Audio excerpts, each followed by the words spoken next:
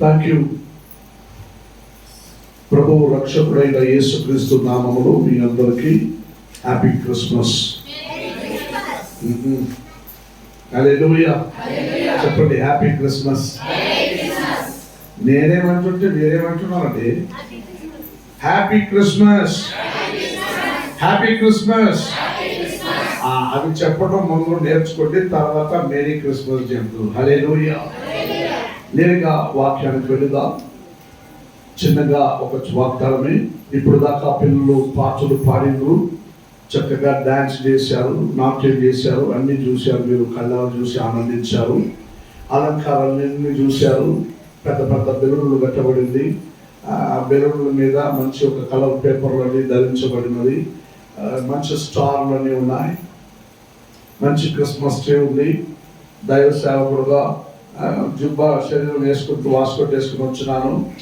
ఇద్దరు పంచలు కట్టుకొని వచ్చినారు, పట్టు చీరలు కట్టుకొని వచ్చినారు. It's not impossible to accept in Christ. ఇది క్రిస్మస్ పండగ కాదు. హల్లెలూయా. క్రీస్తు పుట్టాడని లోకమంతటి ఒక సందడి. హల్లెలూయా. యేసు పుట్టాడంటే నీలో ఒక మహా ఆనందమై ఉండాలి. హల్లెలూయా. ఆ ఆనందం నిన్ను వలె నీ పొరుగు వారిని ఆనందింపచేయాలి. హల్లెలూయా. నీలో ఉన్న సంతోషం మరొకరికి ఇవ్వాలి మీరు. హల్లెలూయా. ఏదన్నా బాగున్నాడు, ఏం బాగున్నాను, ఏమో నీ ముఖమును నోరు తెలిసి బాగున్నానని చెప్పే లోపల ఆ మనిషి బలహీనం అవుతాడు. హల్లెలూయా. నేను బాగున్నాను బికాస్ ఆఫ్ నా క్రీస్తుని కృప. నేను బాగానే ఉండాలని చెప్పండి. హల్లెలూయా. సో దేవుడు మిమ్మల్ని దీవించును గాక. నేరుగా వాగ్దానానికి వెళుదాం. గమనించండి, ఆది కాండములకు రాండి. ద బుక్ ఆఫ్ జెనిసిస్ మొదటి అధ్యాయానికి రాండి. మొదటి అధ్యాయములకు రాండి. నేను క్రీస్తు పుట్టాడు ఎందుకు అని మీ అందరికీ అనేక సంవత్సరాల నుండి, గత 30 సంవత్సరాలు, 20 సంవత్సరాలు, 15, 2, 3, 5, 6, 7 అనేక సంవత్సరాలుగా ఈ క్రిస్మస్ పండగ ఏమిటో మీరందరూ ఆచరించుకుంటూ వచ్చుచున్నారు. హల్లెలూయా. కానీ నిజంగా క్రిస్మస్ పండగ అంటే ఏమిటి, లోకరక్షకుడు పుట్టాడంటే ఏమిటి? అనేకులు పాటలు పాడారు. పశువుల పాకలో సందడి. హల్లెలూయా. ఆ పశువుల పాకను గురించి నేను తర్వాత వస్తాను. ముందుగా పాత నిబంధన గ్రంథంలో కొన్ని చుక్కలు ఉంటాయి. హల్లెలూయా. పాత నిబంధన గ్రంథంలో కొన్ని చుక్కలు పుట్టినాయి. హల్లెలూయా. గమనించుకుందాం. మొదటి అధ్యాయం 3వ వాక్యం గమనించండి. 3వ వాక్యం చదవండి. అప్పుడు దేవుడు వెలుగు కమ్మని అని పలుకగా. గమనించండి, నేను చెప్పే వాక్యం మాత్రమే చదువుకుంటున్నాను, మనకి సమయం లేదు. That's the third one. మొదటి అధ్యాయం 3వ వాక్యములో ఈ లోకమంతటిలో మీకు అందరికీ తెలియని సంగతి తెలుసుకోండి. క్రీస్తు ఈ లోకములో రావటకు మునుపే ఈ భూమిలో ఏమీ కనపడదు, ఏమీ ఉండదు, ఒట్టి జలమయమై ఉన్నది. హల్లెలూయా. నీళ్లు మాత్రమే ఇక్కడ కనబడినది. ఆ నీళ్లు కూడా సముద్రం లాంటిది కాదు. మొత్తం ఇప్పుడు ప్రపంచం నీళ్లుగా నిలిచి ఉండుచుండగా దేవుడు సంచరించిన వారి ఆ రోజున ఆ చీకటిలో ఆ జలముల మీద సంచరించిన దేవుడు ఇదేంటి క్రమబద్ధంగా లేకుండా ఉన్నది అని ఈ వాక్యం అన్నాడు. ఏమని? దేవుడు వెలుగు కమ్మని అని పలుకగా వెలుగు కలిగెను. హల్లెలూయా. గమనించాలి. అటైతే ముందు చీకటి ఉండింది. అది ఆలోచించండి అందరూ. ముందు ఏముండింది? చీకటి ఉండింది. ఆ జలముల మీద చీకటి ఉండింది. ఆ జలముల మీద చీకటి కప్పి ఉన్నది కాబట్టి ఎవరికి అప్పుడు మనిషే పుట్టలేదు ఇంకా. అటైతే జలముల మీద చీకటి కమ్మి ఉండగా దేవుడు ఆలోచించి వెలుగు కమ్మునుగాక అని అన్నాడు. ఆ చీకటి వెలుగుగా మారింది. హల్లెలూయా. హల్లెలూయా. 6వ వాక్యం చదవండి. మరియు దేవుడు జలముల మధ్య ఒక విశాలము ఆ జలములను వేరుపరచుగాక. గమనించండి, నేను చెప్పే మాట సింపుల్ గా మొత్తం జలమే ఉండింది. ఎక్కడ కొంచెం కూడా భూమి కనపడదు, ఆకాశం ఉండలేదు. హల్లెలూయా. అప్పుడు భూమి మొత్తం నీళ్ళు ఉండింది. దేవుడు ఏమన్నాడు? జలముల మధ్య నొక్క విశాలం కలుగునుగాక అని అన్నాడు. ఏమన్నాడంటే విశాలం అంటే they will be separate to the water. ఒక్క భాగం నీళ్లు అలా పైకి, ఒక భాగం నీళ్లు కిందే ఉండిపోయినది. హల్లెలూయా. ఆ ఒక్క భాగం నీళ్లను పైకెత్తి, ఇప్పుడు మీరు కూర్చున్న తలపైకి చూడండి ఎలా సీటు కమ్మి ఉందో, అలాగే దేవుడు ఒక గుమ్మటం అంటే ఆ మొత్తం ఒక గుమ్మటమును కంపివేసి ఆ గుమ్మటమునకు ఆకాశం అని పేరు పెట్టారు. హల్లెలూయా, హల్లెలూయా. అప్పుడు నీళ్లు రెండు భాగమై ఆకాశముకు పై ఒక భాగం, భూమిపై ఒక భాగం నీళ్లుగా మార్చారు. హల్లెలూయా. అప్పుడు ఉన్న చీకటి వెలుగుగా మారింది. ఆకాశమందున జలములలో మధ్యలో ఒక విశాలము కలుగ చేశాడు. తర్వాత 9వ వాక్యం చదవండి. దేవుడు ఆకాశము, దేవుడు కిందనున్న జలము, దేవుడు ఆకాశము కిందనున్న నీళ్లు అంటే జలమును లోక చోటనే ఒక్క చోటని కూర్చోబడి ఆరిన నేల కనబడునుగాక అని అన్నాడు. హల్లెలూయా. ఏమన్నారండి?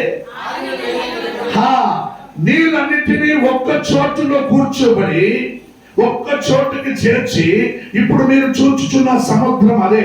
ఆ నీళ్ళన్నిటినీ ఒక్క చోటుకు చేర్చి ఆరిన నేల కనబడునుగాక అని అన్నాడు. హల్లెలూయా. అప్పుడు ఈ ఆరిన నేల కనబడినది. హల్లెలూయా. 11వ వాక్యం చదవండి. దేవుడు ఆ ఆరిన నేల మీద గడ్డిని, విత్తనములను, చెట్లను భూమి మీద తమ తమ జాతీయ ప్రకారం తమలో విత్తనములు గల ఫలమిచ్చు వృక్ష ఫలమును భూమి మీద మొలిపించునుగాక అని అన్నాడు. హల్లెలూయా, హల్లెలూయా. ఇదేదరా ఫలమిచ్చను, చెట్టించను, కొండెచ్చను అంటున్నాడని అనకండి. క్రీస్తు ఎందుకు లోకములకు వచ్చారనేది నేను మీకు చెప్పడానికి ఇష్టపడుతున్నాను. హల్లెలూయా. తనకన్నా ముందు తన తండ్రి అయిన దేవుడు ఎంతో క్రమబద్ధంగా ఈ ప్రపంచమును సృష్టించాడు. అందులో మొదలుగా దేవుడు వెలుగు కమ్మని అన్నాడు.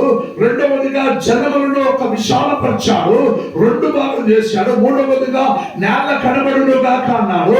నాలుగవదిగా ఆ నేల మీద ఫలమిచ్చే వృక్షములను, ఫలములను మొలిపించునుగాక అని అన్నాడు. 14వ వాక్యం చదువుకుంటే దీనిపై పోటీ. దేవుడు పగటి రాత్రిని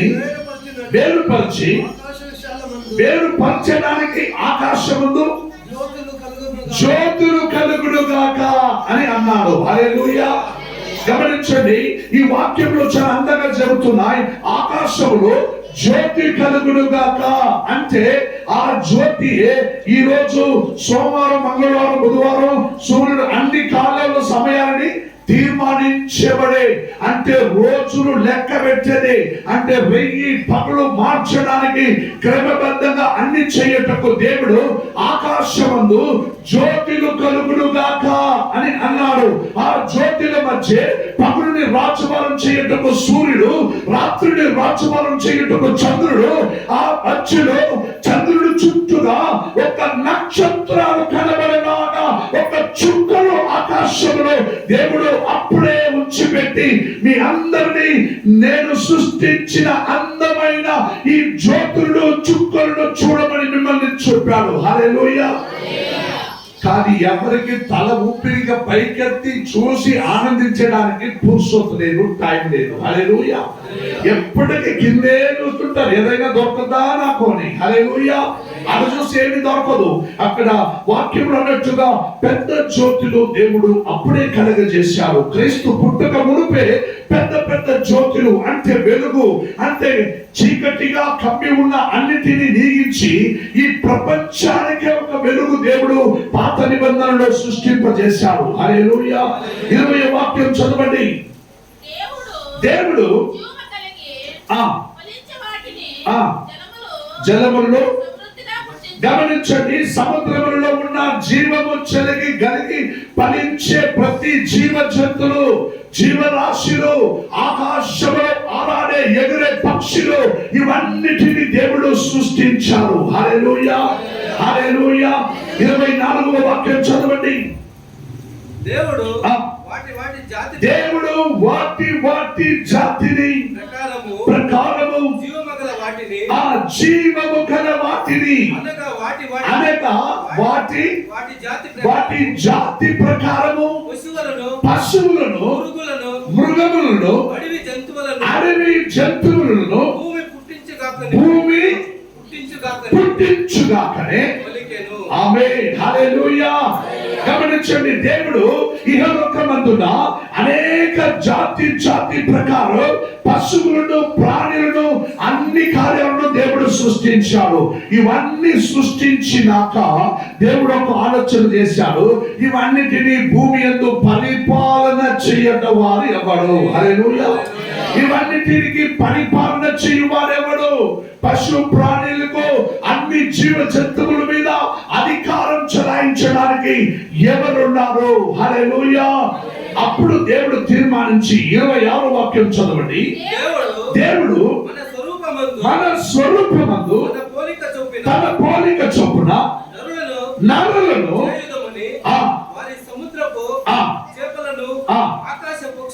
ఆకాశ పక్షులను సమస్త భూమిని భూమి మీద ప్రతి జంతువులను చాలు.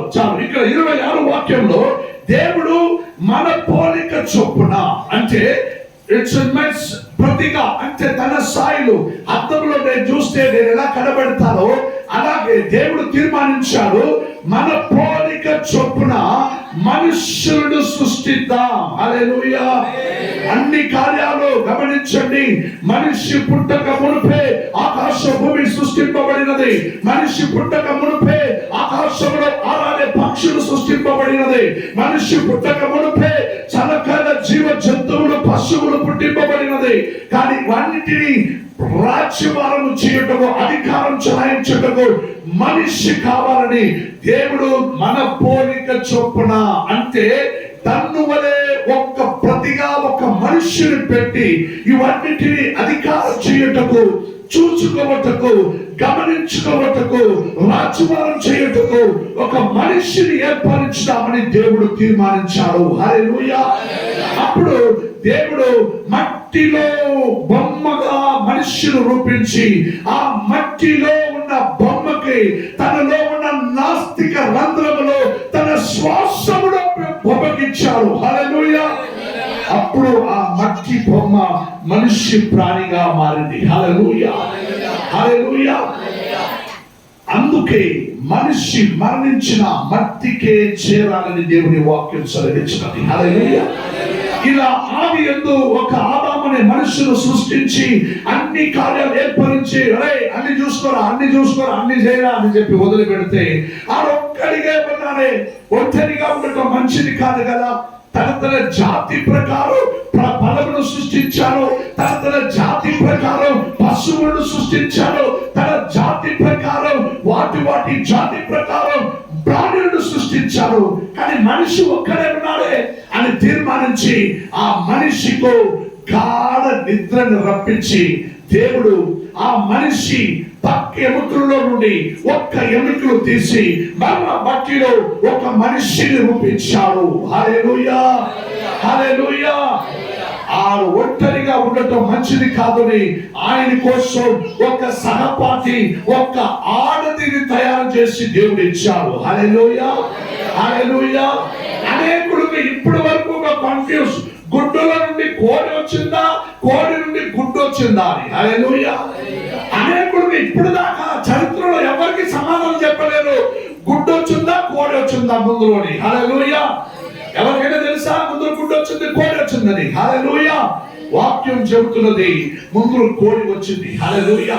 కోడి వచ్చినాక కోడి గుడ్డు పెట్టింది, ఎలా తెరుచుకోండి అని చెప్పి సత్యం వాక్యం బైబిల్లో చెప్పబడతాయి. హల్లెలూయా. ఆ ప్రకారమే మొదలు దేవుడు ఒక మనిషిని సృష్టించాడు. తన పక్కములు విడిచి ఆ ఒక సహపాఠిని సృష్టించి తోడుగా ఆడదినిచ్చాడు. హల్లెలూయా. మీరిద్దరూ సహంగా క్రమంగా అన్ని ఉండుకొని ఈ క్రమంగా ఈ దేశంలో రాజభారం చేయండి అంటే వాళ్ళు ఏం చేశారండి? ఆ మనుషులు ఏం చేశారు? ఆ పాపం ఎలా చేశారండి గమనించాలి. ఏం చేశారు? సర్పరూపంలో అపవాది అనేవాడు వచ్చి మీ ఇంటికాడికి వస్తారు కదా, ఏమన్నా నాక బాగున్నావా అని ఇంటికాడికి వస్తారు. గమనించినారా? అమ్మా మీరు ఇంట్లో ఉంటారు, అయినా మీ ఇంటికాడికి వస్తారు, అయ్యా బాగున్నావా, ఏదమ్మా ఎవరన్నా ఉన్నారా ఇంట్లో బాగున్నారా అని వస్తారు. సర్పరూపములు. హల్లెలూయా. అటువంటి వాడు అపవాది అనేవాడు వచ్చి ఏదమ్మా బాగున్నావా, ఏమో దేవుడు ఏదో మాట్లాడుతూ ఉండండి, నీ దగ్గర ఏం మాట్లాడిండు, ఏమో మాట్లాడుతూ ఉండిండే. అవునయ్యా దేవుడు వచ్చిండు నాకు చెప్పిండు అన్ని తినుకో, సంతోషంగా ఉండు, సంతోషంగా అన్ని జాగ్రత్తగా ఉండు అన్నారు. కానీ ఈ జీవ వృక్షము గాక ఈ మరణ వృక్షము ఒక ఫలం ఉంది, ఇది తినకు, మిగిలినవన్నీ తినుకో అన్నాడయ్యా. తింటే ఏమవుతుందంట? తింటే చస్తారన్నాడయ్యా. హల్లెలూయా. ఆడేం చెప్పినారు నాకేం తెలుసు, నేను చెప్తాను నా మాట విను, నువ్వు చచ్చిపోవు, నువ్వు తిను. అప్పుడు ఆ మరణము తెచ్చిపెట్టి పాపమును తెచ్చిపెట్టి వారి కళ్ళు తెరవబడినట్లుగా ఒక ఫలమునింది. ఆ ఫలమును అపవాది తినమన్నాడు.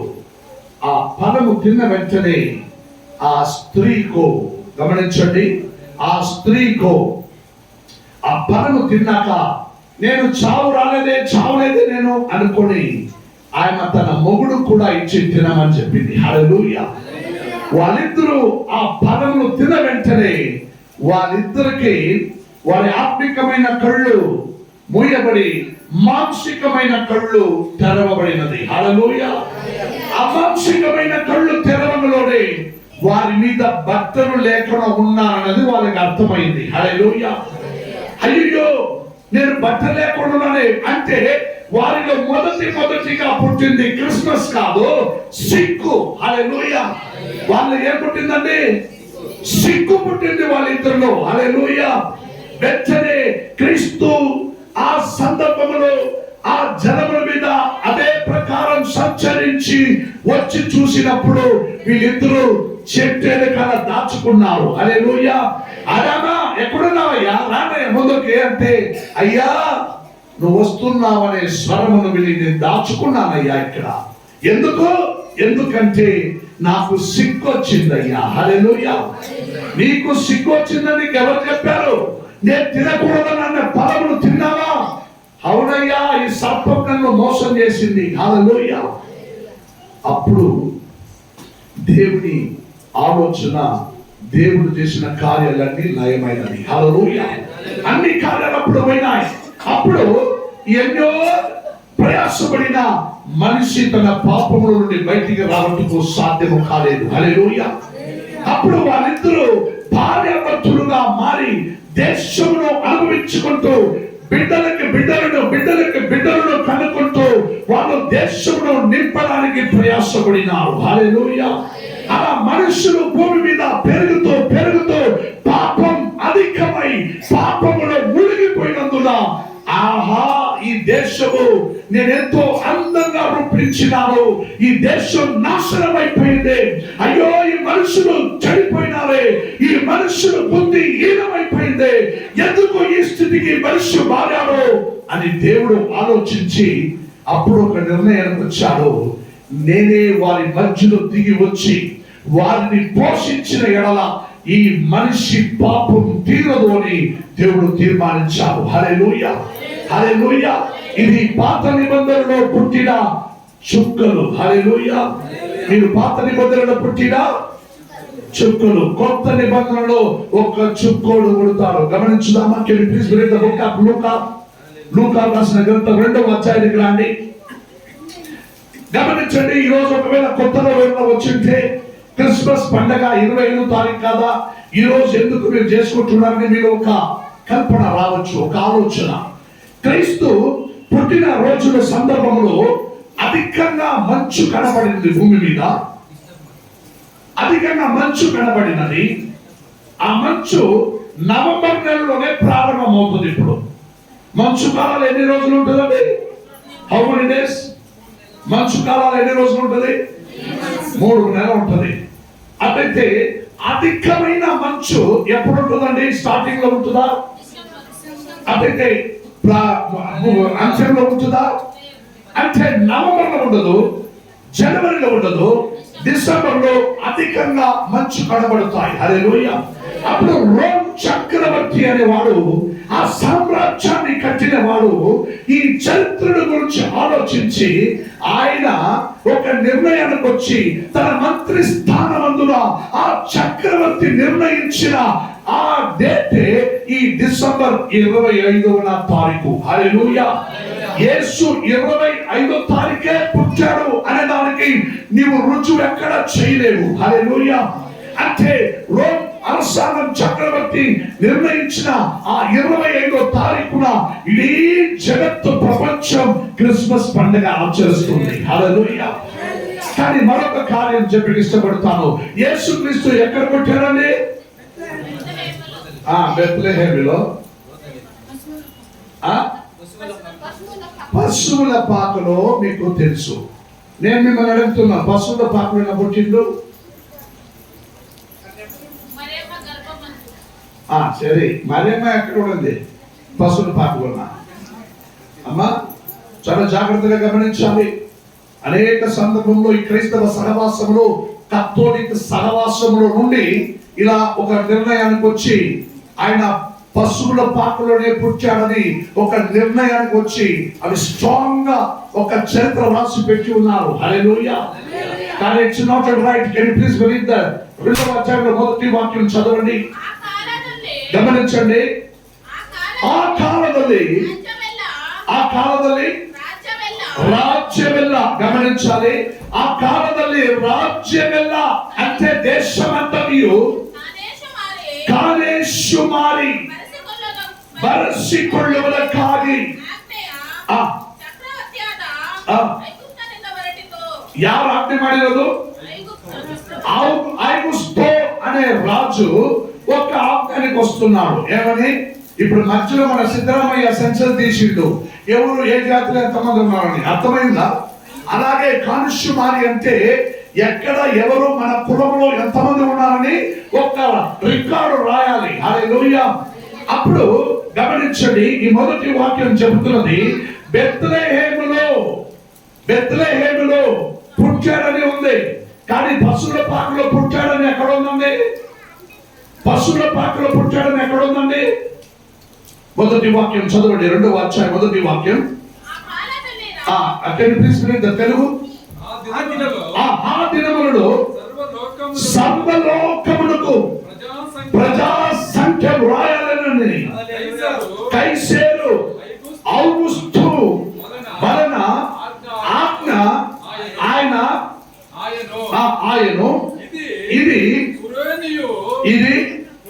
కురేనియు సిరియా దేశమునకు అధిపతి అయి ఉన్నప్పుడు జరిగిన మొదటి ప్రజా సంఖ్య. గమనించాలి, మీరు చాలా జాగ్రత్తగా గమనించాలి. యేసుక్రీస్తు పశువుల పాకలో ఆవుల తొట్టిలో పుట్టాడనే వాళ్ళందరూ చాలా జాగ్రత్తగా గమనించాలి. యేసు ఎక్కడ పుట్టాడని చెప్పకొస్తున్నాను. హల్లెలూయా, హల్లెలూయా.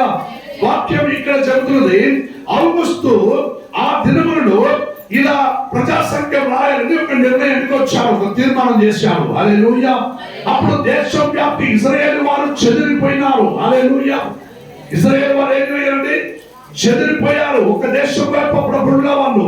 అప్పుడు వారందరికీ ప్రజా సంఖ్య రాసి చెదిరిపోయిన మన వాళ్ళందరూ ఒక చోటుకు రప్పించి వారి పేర్లు రాసి ముద్ర వేసి, ఇటువంటి వారందరూ మా కులానికి మా జాతికి చెందిన వారిని నిర్ణయించాలని ఒక ప్రజా సంఖ్య చేయటకు ఏర్పరిచారు. హల్లెలూయా. ఆ కాలమందు చదవండి 4వ వాక్యం. యోసేపు దావీదు వంశ వంశములోను ఆ. గోత్రములోను పుట్టినవాడు గనక ఆ. తనకు పైన భార్య 3వ అధ్యాయం చదవండి. అందరూ ఆ సంఖ్యలో వ్రాయబడటకు తమ తమను పట్టణములకు వెళ్ళిరి. గమనించండి,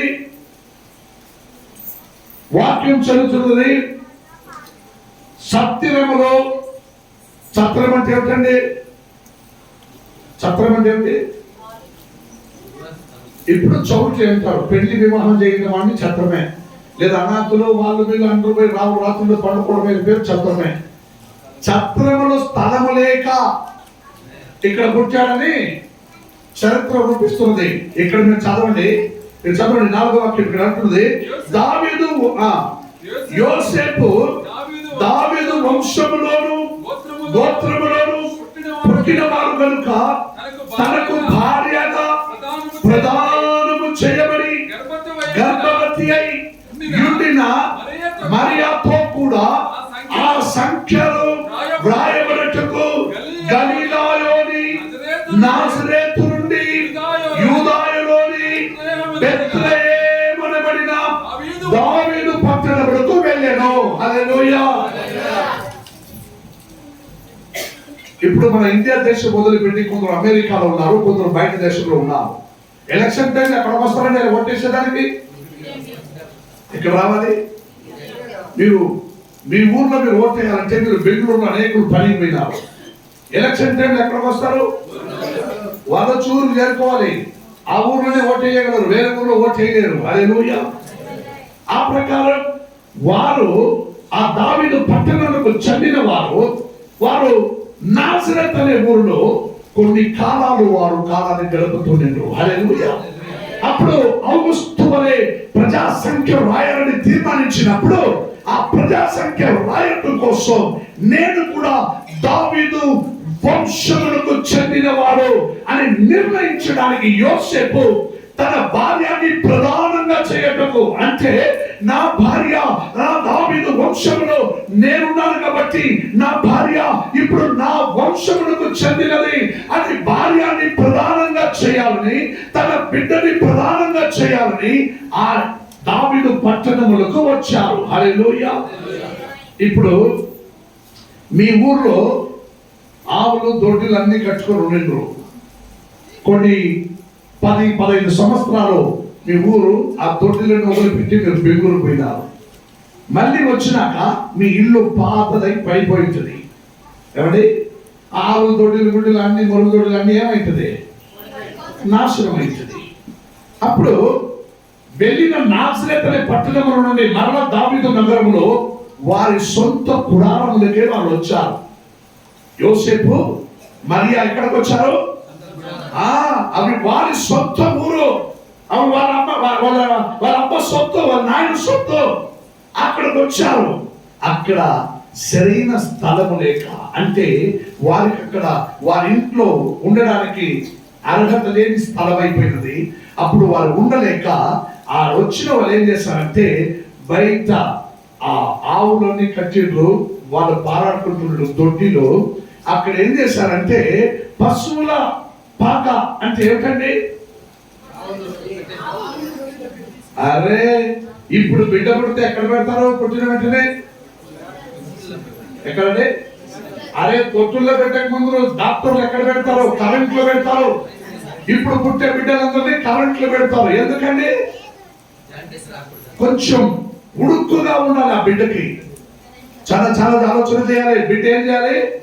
ఉడుక్కుగా ఉండాలి. అవి తల్లి గర్భంలో పుట్టినందున అవి చల్లగా ఉంటుంది. బయట రావంలోనే దాన్ని కొంచెం కరెంట్లు పెడితే ఉడుగ్గా ఉంటుంది. హల్లెలూయా. అప్పుడు ఉడుగ్గా పెట్టడానికి కరెంట్లో పెట్టడానికి అంత ఫెసిలిటీ ఉండిందానే లేదు. అంటే అప్పుడంతా పాతకాలంలో బిడ్డలు ఎక్కడ పడబెట్టేవాళ్ళు? పశువులు.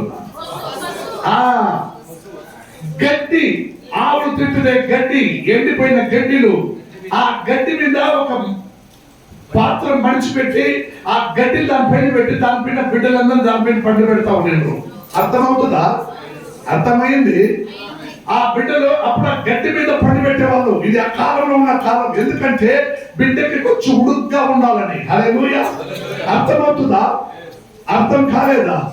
ఆ బిడ్డకి కొంచెం ఉడుగ్గా ఉండాలని అలా పండబెట్టిండ్రు. హల్లెలూయా, హల్లెలూయా. అవి చూసిన వాళ్ళందరూ పశువుల పాకులో చుక్కలు పుట్టింది అని అప్పుడు పాడిండ్రు. జోషులు వచ్చి బిడ్డను చూసినప్పుడు ఎక్కడుంది, ఎక్కడుందండి?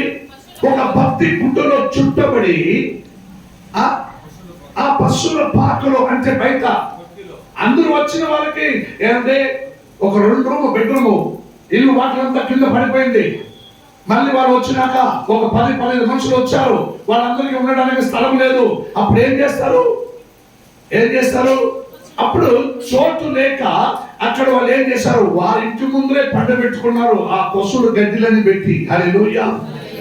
వాటిలో అనేకులు అంటున్నారు పండితులు, ఛత్రములో స్థలము లేక, అంత గది లేనివాడు కాదు నా యేసు ప్రభు పుట్టేటప్పుడు. ఆయన రారాజుడైన దేవాది దేవుడు, మనుష్య కుమారుడు అవతారం ధరించి పుట్టినవాడు. ఇంట్లో స్థలం లేక కాచి బిడ్డకి ఉడుగ్గా ఉండాలని ఆ గడ్డిలు పెట్టి దాని మీద బిడ్డని పండబెట్టి వాళ్ళందరూ వచ్చే వాళ్ళందరికీ. ఇప్పుడు మీరు ఇంట్లో ముందేవాళ్ళు చేస్తారంటే బిడ్డలకి ఏం చేస్తారండి? గుండు బట్టి బాగా పేరు పెట్టి తొట్లు వేసి ఊగుతూ ఉంటారు. వచ్చే వాళ్ళందరూ తొట్లు బిడ్డలు ఆడించి బిడ్డకి ఏమన్నా ఇచ్చిపోతారు. అవునా? అట్లా రావు వచ్చిపోవు అందరికీ కూడా ఆ బిడ్డలను చూడి వెళ్ళాలని అనేకులు చూసి వెళ్ళడానికి ముందు సరైన స్థలం లేదు, వాతావరణం లేదు. అందుకే బిడ్డని బయట పండబెట్టి ఆ పశువు గడ్డల మీద అందరూ వచ్చే వాళ్ళందరూ చూసుకోండి అన్నారు. Hallelujah. But Christ is not born in the పశువుల పాక. పశువులు ఆవుల తొట్టిలో పుట్టినవాడు కాదు నా యేసు.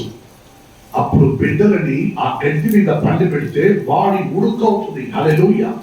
ఇవి కొన్ని చరిత్ర తెలియని క్రైస్తవులు అనేకులు ఇహలోకమందున పశువుల పాకలో సందడి అని పాడుతున్నారు. It's not wrong. మనం కూడా అందరూ కలిసి పాడాం. కానీ చరిత్ర తెలుసుకోండి. యేసు పాత నిబంధన గ్రంథములో చీకటి కమ్మి ఉండింది.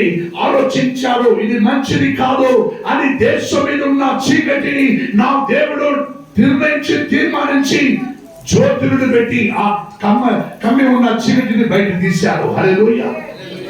మనిషి మనుష్యులలో మునిగిపోయిన పాపం మరలా ఆదాము ఏవాలు వలె మీ అందరి జీవితంలో మరలా ఆ చీకటి మీలో పాపం రూపంలో కమ్మి ఉన్నది. హల్లెలూయా. మరలా 2వ ఆదాముగా నా యేసు పుట్టాడండి. ఈజ్ ద సెకండ్ ఆదాము అని పిలువబడే నా యేసు 2వ ఆదాముగా పుట్టాడు. హల్లెలూయా. రక్షకుడుగా పుట్టాడు. హల్లెలూయా. వాక్యం చదివిస్తున్నది, చదవండి. పైకి 11వ వాక్యం 11వ వాక్యం చదవండి. దావీదు పట్టణమందు నేడు రక్షకుడు నీ కొరకు. ఎవరి కొరకు? దావీదు పట్టణమందు నేడు రక్షకుడు ఎవరి కొరకు? నీ కొరకు, నా కొరకు ఏమయ్యాడది?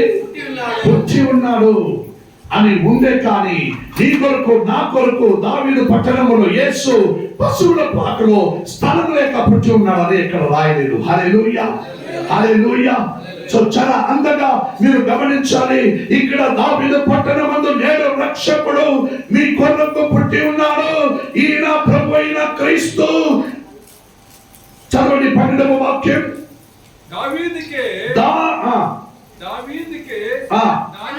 దానికిదే మీ కానవాలు ఒక్క శిశువు పత్తి గుడ్డలో చుట్టబడి యొక్క తొట్టిలో పండుకొని ఉండట మీరు చూచుట వారితో చెప్పెను. హల్లెలూయా. ఇంకా కొంచెం మీరు ఆలోచన దిగితే పశువులకు ఆహారం దేంట్లో పెడతారండి? ఒక బాక్స్ మాదిరిగా ఒక చిన్న ఇది చేసి దాంట్లోనే అన్ని పెడతారు పశువులు తినని. అర్థమైందా? అందులోనే ఒక అది మేబీ లైక్ దట్ ఒక 2x2 లేదా 3x3 ఉండొచ్చు ఒక సైజు. ఆ సైజు మాత్రం అందులోనే ఆవులకు అన్ని గడ్డిలు పెడతా ఉండిండ్రు. అందులోనే ఆ గడ్డిలని నింపి దాని మీద యేసుక్రీస్తుని పండిపెట్టారు. హల్లెలూయా. దానికి అదే బిడ్డని పండిపెట్టి తొట్టిలు. ఏమండి? గోదలి అదే తొట్టిలు. యేసుక్రీస్తు పశువుల పాకలో అంటే ఆవులు కట్టిపెట్టిన పశువుల పాకలో పుట్టాడు అనేదానికి కొంచెం కన్ఫ్యూజ్ గా మార్కండి. ఈ కార్యాలు మీరు వాక్యం అందుకే బైబిల్ పూర్తిగా నిర్ణయంగా చదివితే మీకు అర్థమవుతుంది. వాక్యం చదివిస్తుంది, నీ కొరకు నా కొరకు దావీదు నోరులో ఒక రక్షకుడు పుట్టి ఉన్నాడు. మొదటి ఆదాము పుట్టినప్పుడు ఇగో ఈ లోకముందున్న మనుషుల్లో ఉన్న చీకటి మొత్తం నిర్ణయించి తీర్మానం చేసి తీయడానికి దేవుడు ఒక ఆదిలో ఆకాశమందున జ్యోతులను దేవుడు ఉంచాడు. హల్లెలూయా. సూర్యుడు, చంద్రుడు, నక్షత్రాలను ఉంచాడు. అప్పుడు ఎవ్వరు ఏం చేయలేదు, సరిగ్గా దాని గురించి ఆలోచన చేయలేదు. అప్పుడు మనిషి భూమి మీద తక్కువ.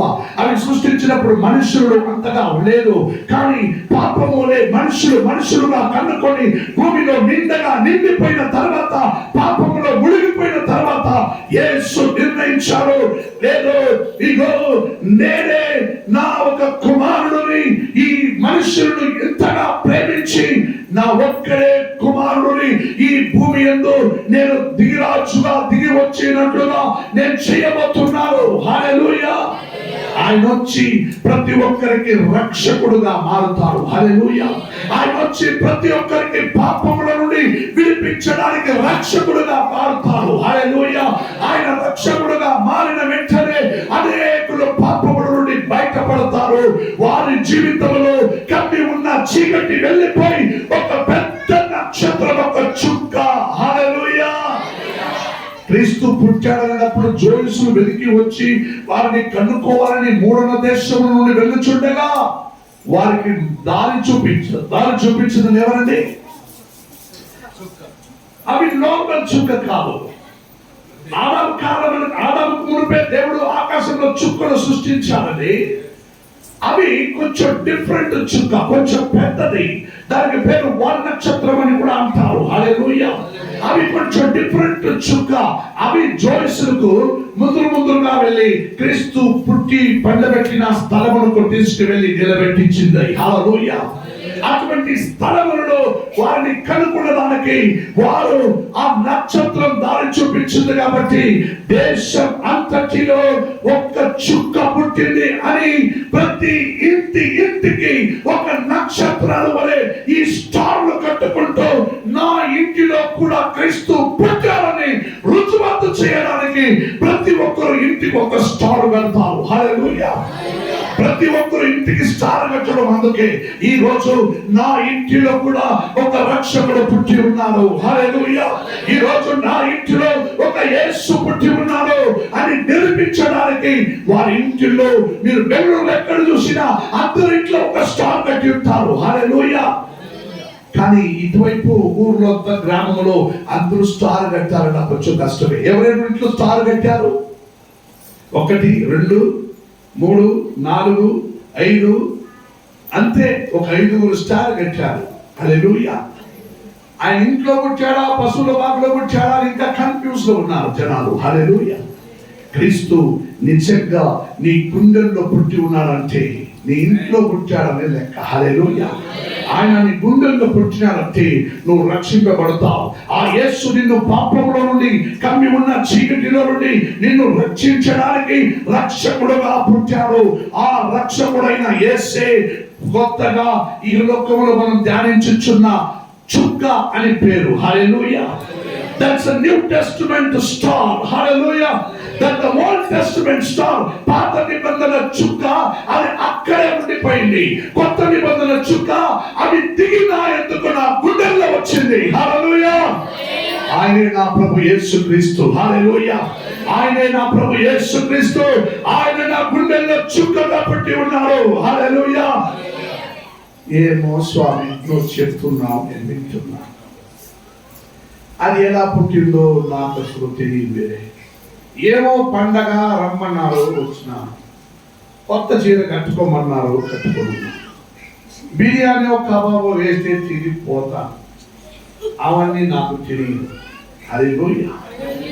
పాత నిబంధన చుక్క అవి అక్కడే ఉండిపోయిందండి. కొత్త నిబంధన చుక్కలు నీ ఎదుకు వచ్చినాయి. అవి నేను రక్షించేకి పుట్టిన పాలకుడుగా పుట్టిన యేసుక్రీస్తు. మీరు మరొక కన్ఫ్యూజ్ వెళ్ళకండి. యేసు రోజు ఈ నెల పుట్టాడంట అని. అటైతే నాకన్నా చిన్నోడు. నాకన్నా అరే నేను పుట్టినోడు అనకండి. యేసు ఈ నెలలో పుట్టాడంటే ఈ రోజు ఆచరిస్తున్నాం అంతే. రోమ్ సామ్రాజ్యం నిర్ణయించబడినది. నీ చేతులు పట్టుకున్న వాచ్, నీ దగ్గర ఉన్న క్యాలెండరు, సోమవారం మంగళవారం బుధవారం అనే నిర్ణయం, జనవరి ఫిబ్రవరి నెల, ఇవన్నిటినీ రోమ్ సామ్రాజ్యమే సృష్టించింది. హల్లెలూయా. దాన్ని బట్టి కాలాలు మానాలు నిర్ణయించబడినది. హల్లెలూయా. ఇవన్నిటిని ఇప్పుడు పెట్టుకుంటూ ఇప్పుడు కొందరు అంటున్నారు, గ్రహాలు పేరు పెట్టి, ఒరే నీకు శత్రుడు, నీకు శని ఎదురుగా ఉంది. హల్లెలూయా. నీకు శుక్రుడు ఎదురుగా ముందుగా పోతుంది. హల్లెలూయా. గురువు నీ వెనకాల నిల్చుకొని ఉన్నాడు. హల్లెలూయా. ఒరే అవన్నీ నక్షత్ర గ్రహాల పేరు రా. అంటే సోమవారం గ్రహాల పేరు పెట్టి రోజుల పేరు పెట్టారు. ఎందుకంటే కాలమానాలు నిర్ణయించడానికి. హల్లెలూయా. గురువుడికి ఎదురుగా ఉన్నాడు, శుక్రుడి వెనక ఉన్నాడు, శని ముందు ఉన్నాడు. ఒక నిర్ణయం చేస్తే 110 రూపాయలు ఇస్తే నీకు దోషం. నీ శని గురువు శుక్రుడు అందరూ నిన్ను విడిచిపోయేలాగా నేను చేస్తానంటారు. హల్లెలూయా. అవి ఏమి నమ్మకండి.